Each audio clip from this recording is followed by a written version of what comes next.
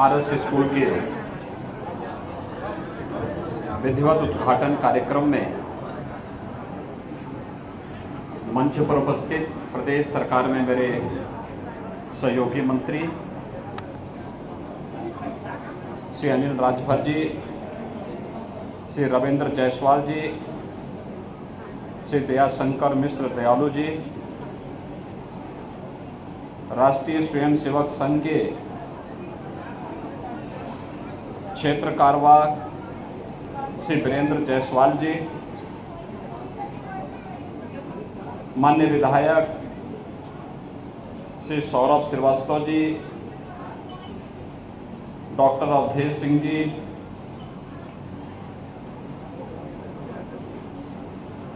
नील रतन पटेल जी, T Ram ji,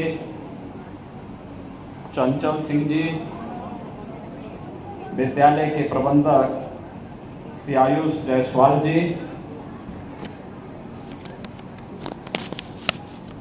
RS school और उससे संबद्ध विभिन्न संस्थाओं से जुड़े हुए सभी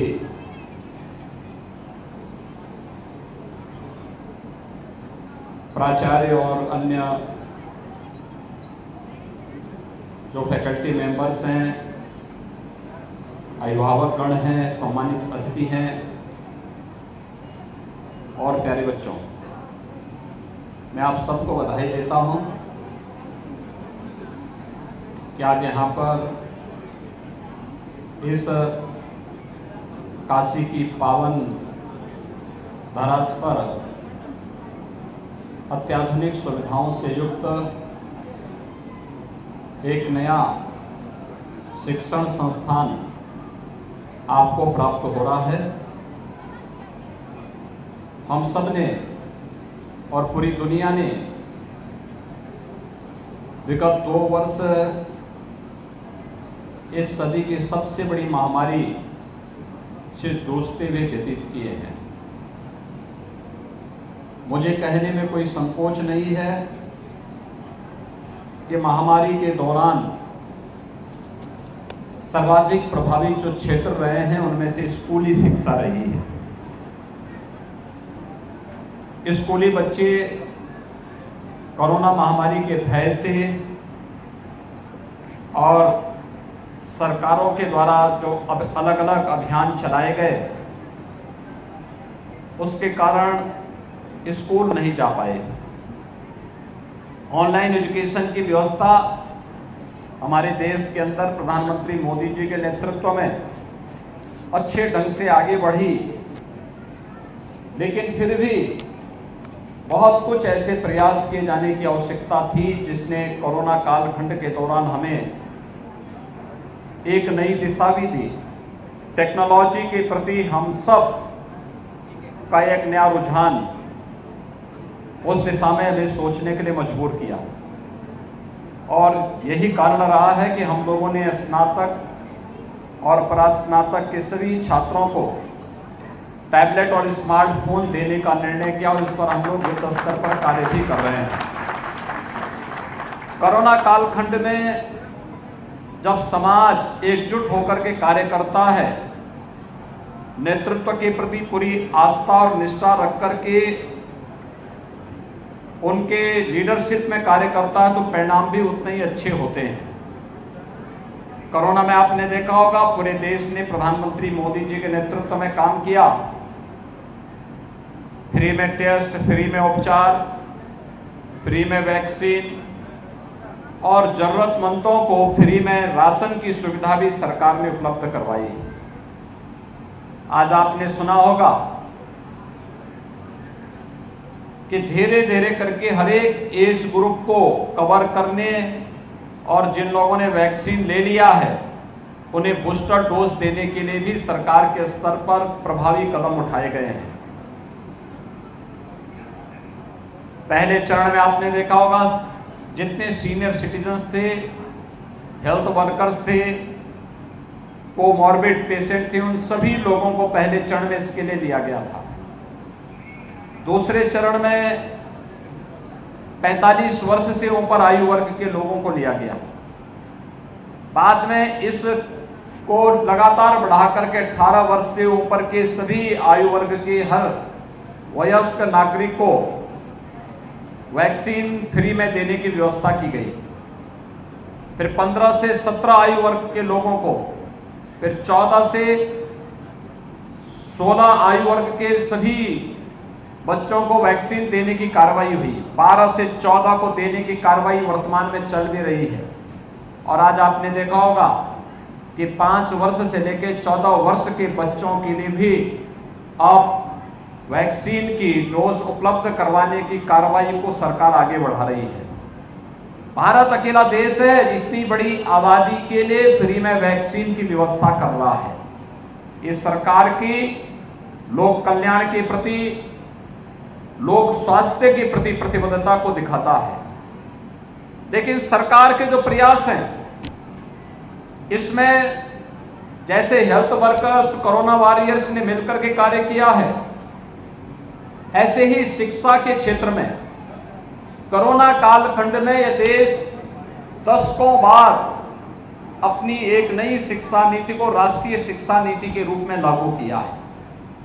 भारत की शिक्षा देश और दुनिया के लिए एक नई दिशा देने वाला हो।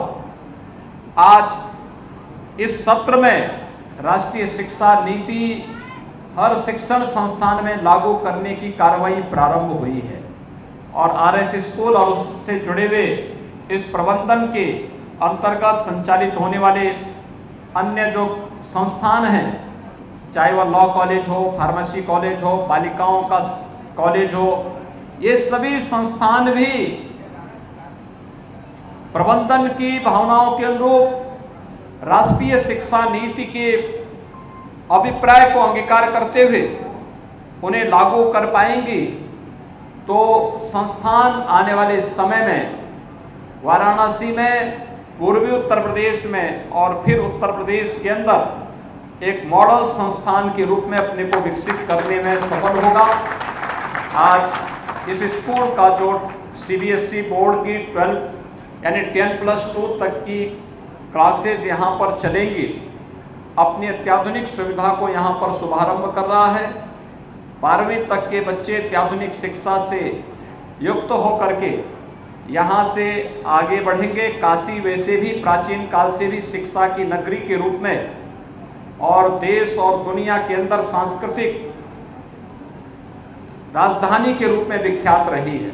हमारी आध्यात्मिक नगरी के रूप में काशी की अपनी पहचान रही है। प्रधानमंत्री मोदी जी के नेतृत्व में आज काशी नित नई ऊंचाइयों की ओर अग्रसर हो रहा है।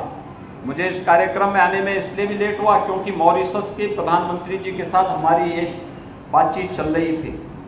अभी आपने देखा होगा पिछले कुछ ही दिनों के अंदर पहले नेपाल के प्रधानमंत्री जी यहाँ काशी विजिट किए। पिछले 3 दिनों से मॉरिशस के प्रधानमंत्री जी यहाँ आकर के काशी को देखे हैं, नजदीक से देखे हैं।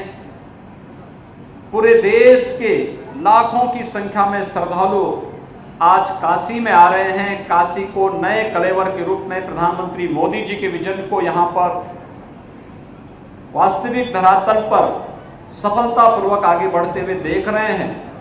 ये काशी को एक नई पहचान दिला रहा है और काशी में सरकार के स्तर पर, निजी संस्थानों के स्तर पर भी जिस प्रकार के प्रयास किए गए हैं, शिक्षा, स्वास्थ्य और रोजगार के लिए अनेक संभावनाओं को लेकर के हम लोग मिलकर के कार्य कर सकते हैं।